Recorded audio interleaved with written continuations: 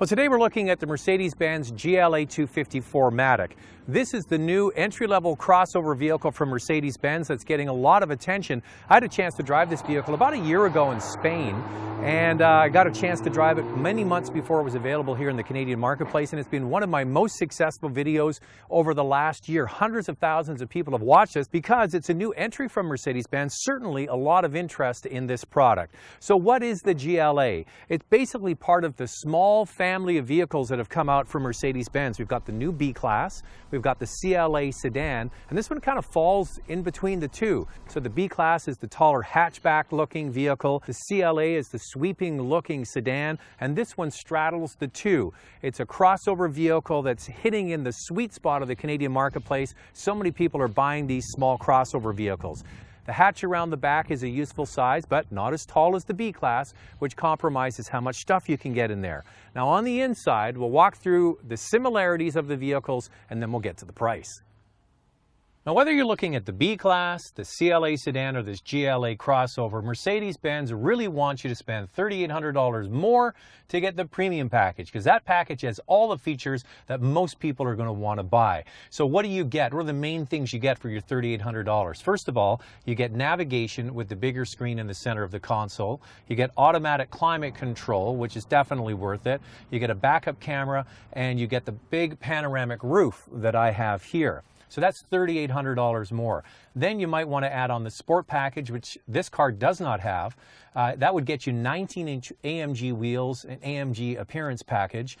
The other thing you might want to consider is for $2,000, the Premium Plus pack, which gets you the power tailgate, the bi-xenon headlights, and the media interface. So once you start adding all these features on, this less expensive crossover starts to become expensive. That's one of the reasons why I think the B-Class might be a better overall buy if you're looking at dollars and cents. But this car isn't about dollars and cents, it's about style, and that's why it exists. It's got the lower roof line, but it's still quite practical in the back seat. You can get back there. It's not as claustrophobic and tight feeling as the CLA sedan, but not open and airy like the B-Class. It's somewhere in the middle, and for most people it'll be just fine. The cargo area is a useful size.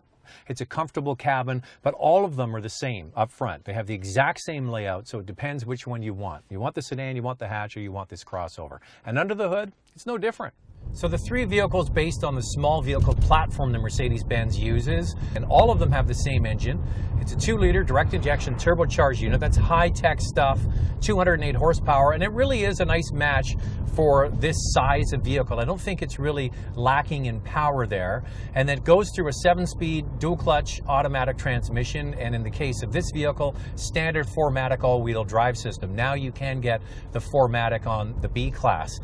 The transmission really needs, as soon as you get in the car, to hit the Sport button, because if you leave it in the default economy mode, it's just a little too lazy and too laid back for any kind of quick maneuvers. Put it in Sport, that makes it much better.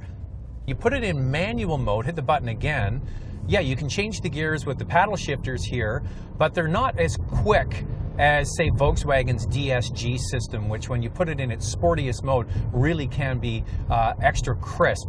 This is a smooth and refined transmission, but it doesn't feel as precise as, say, the DSG from Volkswagen. A lot of people are asking on the comments, what do you think of, say, a Mercedes versus a Golf for maybe a little bit less money? And they're very different vehicles. This one definitely has a more relaxed feel to it than you would with, say, a Golf R from Volkswagen. All right, the suspension is very different depending on which model you get. If you get the CLA, the ride is quite choppy. The B-Class is the most compliant of the bunch, and this one straddles the middle, and I actually like the way this one feels. It has a bit more truckiness because you have the bulges on the hood, makes you feel like you're driving a crossover vehicle.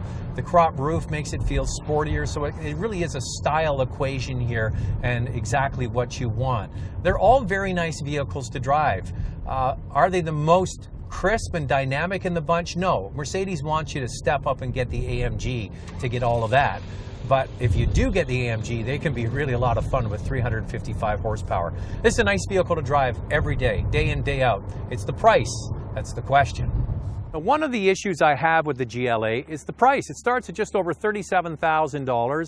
It comes standard with 4MATIC, but when you look at the B-Class with 4MATIC, it's about a $3,700 premium to get this GLA. So you're really paying for style. It isn't as practical as the B-Class, but it certainly is sleeker looking and is hitting into that small crossover segment. Then you add in a lot of the features. For example, it costs $1,700 to get the Sport Pack.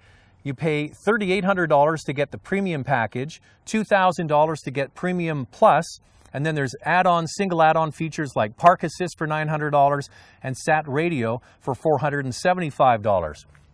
So what I did is I compared two vehicles with equal equipment, GLA fully equipped and the B-Class fully equipped. Well, the GLA comes in at around $46,000 and the B-Class just under $40,000. So it's about a $6,000 premium to get this vehicle over the B-Class. And that's one of the reasons why I think the smart money really is on the B-Class. It comes down to style. Are you willing to pay about $6,000 more to get a fully loaded GLA 250 4MATIC over the B-Class so you can drive around in something a little bit more stylish? Yes, there will be people that will take that and run with it. Me, personally, I think the B-Class is a fine vehicle for the price.